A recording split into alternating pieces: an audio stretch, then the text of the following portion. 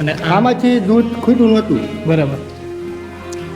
આપ્યું જે સાધુને એમાં ભરાણું નહોતું અને આમાંથી ખૂટ્યું નહોતું. શું વાત કરો? હા, લીમડો હંમેશા કડવો હોય છે, પણ આ લીમડાનું એવું ખાસિયત છે કે આની અંદર એક ડાળ જે છે એ મીઠી છે. हाय गाइस, तो मैं हूँ सोनू और आप देख रहे हैं सोनू द गुज्जू ट्रैवलर. तो આજે તમને લઈને આવી ગયો છું સાયલા, અને સાયલાને બીજા નામે પણ ઓળખવામાં આવે છે ભગતના ગામના નામ તરીકે. તો આ ભગતનું ગામ છે અને લાલજી મહારાજની જગ્યા છે. મારી પાછળ તમે જે ગેટ જોવો છો એ લાલજી મહારાજની જગ્યાનો ગેટ છે. તો આપણે દર્શન કરીશું અને અંદર જોઈશું કે મંદિર આ કેવું છે, આ જગ્યા કેવી છે. અને અહીંયા એવું માનવામાં આવે છે કે 24 કલાક અહીંયા અન્નક્ષેત્ર ચાલુ હોય છે.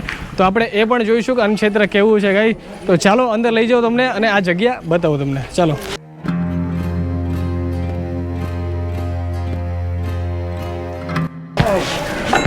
આ લાકડાનો આખો ગેટ છે અને અહીંયાથી અંદર એન્ટર થવા માટેની જગ્યા છે. તો ચાલો ભાઈ. સૌરાષ્ટ્રના વાંકાનેર પંથકના સિધાવદર ગામે પિતા બળવંત શાહ અને માતા વીરુબાઈના ઘેર વિક્રમ સંવંત 1856માં શ્રી લાલજી મહારાજનો જન્મ થયો. પિતા ખૂબ મોટા વેપારી હતા, ઘરમાં સુખ શાંતિ હતી અને ધનની કોઈ કમી નહોતી. પણ બાળપણથી જ લાલજી મહારાજને સાધુ સંતો પ્રત્યે વધારે લાગણી હતી, એટલે છાના છીપા સાધુઓની સેવા કરતા હતા.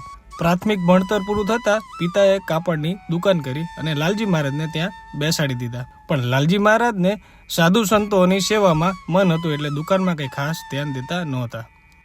એક વખત શિયાળાનો ટાઈમ હતો અને એક સાધુઓની ટોળી ભજન કીર્તન કરતી દુકાન પર આવીને લાલજી મહારાજને કીધું કે બચ્ચા, ठंड बहुत है, हम सबको एक एक कमली दान में दे दे, भगवान तेरा भला करेगा.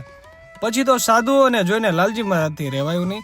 આ બધા સાધુઓને એક એક કમળી આપી દીધી અને કમળી લઈને સાધુઓ રામચંદ્ર ભગવાનની જય બોલાવીને ત્યાંથી ચાલી નીકળ્યા. અને આ બધું જ બાજુની દુકાનવાળા જોઈને એમના પિતાને કહ્યું કે તમારા દીકરાએ સાધુઓની ટોળી નીકળી હતી અને બધા સાધુઓને એક એક કમળી દાનમાં આપી દીધી છે.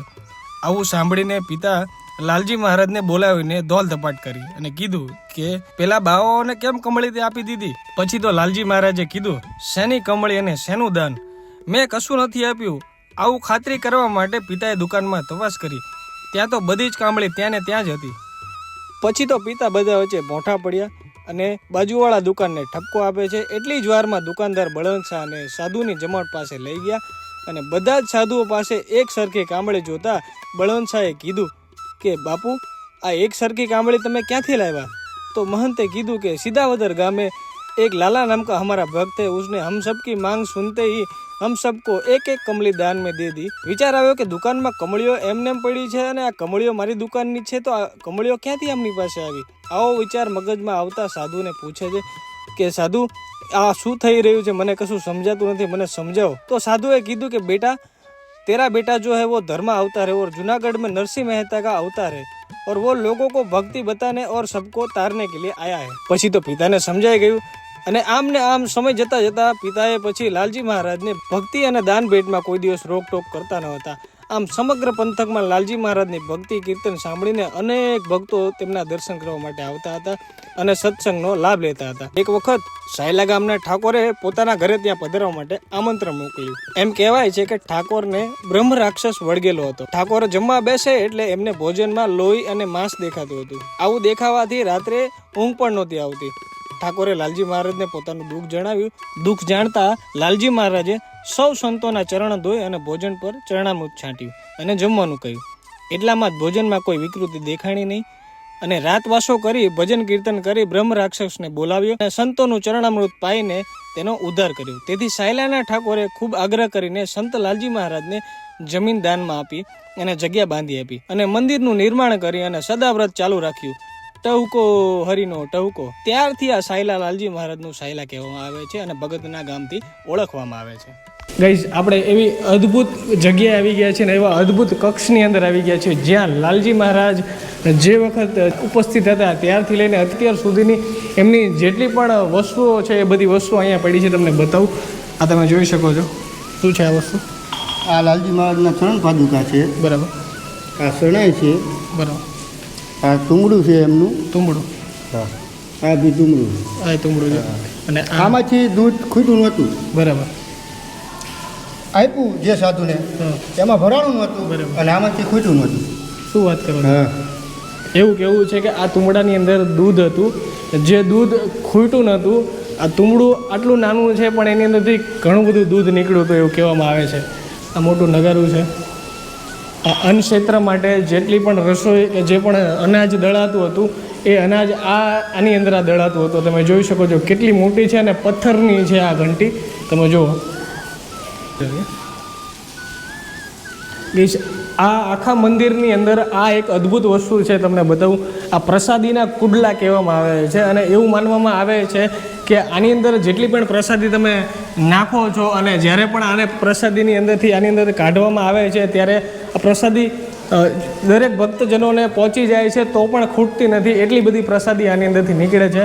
અને આ ચામડાના છે આ 2 કુડલા અત્યારે વધ્યા છે. આ 2 કુડલા આની અંદર આપણે કક્ષની અંદર રાખવામાં આવ્યા છે. આ કુડલાનું તમને અંદરનું ઉપરનું મુખ બતાવું. અહીંયા બાંધેલું છે, તમે જોઈ શકો છો પૈસા. આ જે જગ્યાએ છે આ જગ્યાએ બાંધેલું છે. આ કુડલા છે બંને. આની અંદર અત્યારે હાલમાં પ્રસાદી ભરેલી છે. તમને બતાવું. આ બીજું છે. અહીંયા પણ નાની એવી ઘંટી છે, તમે જોઈ શકો છો. આ જે તમે રથ જુઓ છો એ લાલજી મહારાજ વખતનો આ રથ છે. આ તમે જુઓ કેટલો જૂનો છે અને આની કોતરણી કે આનું આ જે સ્ટ્રક્ચર છે, આ બનાવટ છે આની તમે જોઈ શકો છો. આખું લાકડાનું છે. આ કેટલું જૂનું છે તમે જોઈ શકો છો. તો અહીંયા તમે જોઈ શકો છો આ તુલસીની માળા છે, પછી આ ચીપીઓ છે, આ પવન પાવડી છે, કીર્તાલ છે, લાકડી છે, ચરણ પાદુકા છે. આ રાજા રજવાડા વખતની આ તલવારો છે. આશરે 200 વર્ષ જૂની આ તલવારો છે. આ તમે જોઈ શકો છો. હજી પણ આ કક્ષની અંદર અહીંયા મોજૂદ છે. આ તમે જોઈ શકો છો. અને આ જે લાકડી છે એનું તમે આ નાળચું ઉપરનું તમે જુઓ. આ ચાંદીનું છે. આ એ વખતનું રાજા રજવાડા વખતનું આ ચાંદી છે. તમે જોઈ શકો છો.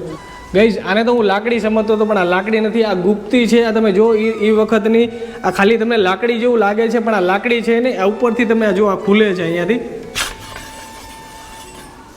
એટલે આ ટાઈપનું છે. તમે જોઈ શકો છો. અને આ લીમડાની એક એવી ખાસિયત છે ને એક એવું રહસ્ય છે કે આ લીમડાની અંદર એક ડાળ એવી છે કે મીઠી છે. લીમડો હંમેશા કડવો હોય છે પણ આ લીમડાનું એવું ખાસિયત છે કે આની અંદર એક ડાળ જે છે એ મીઠી છે. એનો લીમડો તમે જો કેટલો જૂનો છે, કેવડો મોટો છે. જો ગાઈસ આ તમે જોઈ શકો છો પાછળ કેટલી બધી લાઈન છે. બધા અહીંયા ભાવિ ભક્તો અહીંયા ભોજન કરે છે અને ભોજનના તમે તપેલા તમને બતાવું. અલગ અલગ ત્યાં તપેલા પડ્યા છે. આ 24 કલાક અહીંયા ભોજન ચાલુ હોય છે. અડધી રાત્રે પણ તમે અહીંયા આવશો તો તમને અન્ન ક્ષેત્રનો લાભ મળશે અહીંયાથી. આ તમે જોઈ શકો છો પાછળ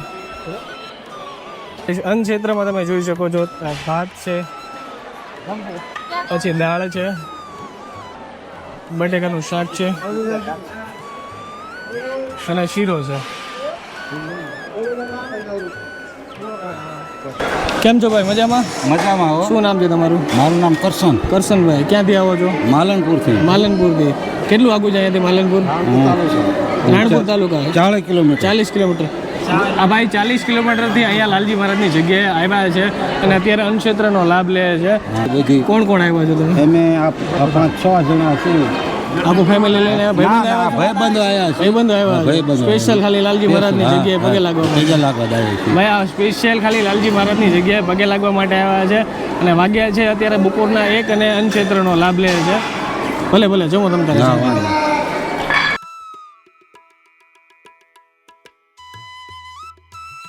આ જે જગ્યા જોવો છો એ લાલજી મહારાજ વખતની આ જૂનવાણી જગ્યા છે અને આ જે જગ્યા છે એ નવી જગ્યા જે બની એને 40 વર્ષ થયા છે પણ આ જે જૂનવાણી જગ્યા છે એ વર્ષો જૂની જગ્યા છે. તો તમને એ મંદિરે લઈ જાઉં.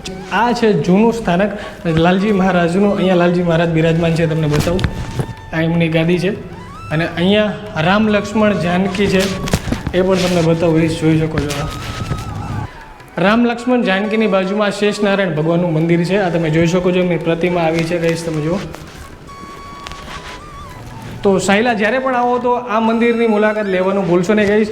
આ મંદિરનો અદ્ભુત રહસ્ય છે અને ઘણો બધો આનો ઇતિહાસ છે એ પણ અહીંયાથી તમને જાણવા મળશે. તો જ્યારે પણ આવો તો આ મંદિરની મુલાકાત જરૂરથી લેજો. સુરેન્દ્રનગરથી ફક્ત ખાલી 40 કિલોમીટરના અંતરે આ મંદિર આવેલું છે ગાઈસ. તો એકવાર આ મંદિરે જરૂરથી આવો.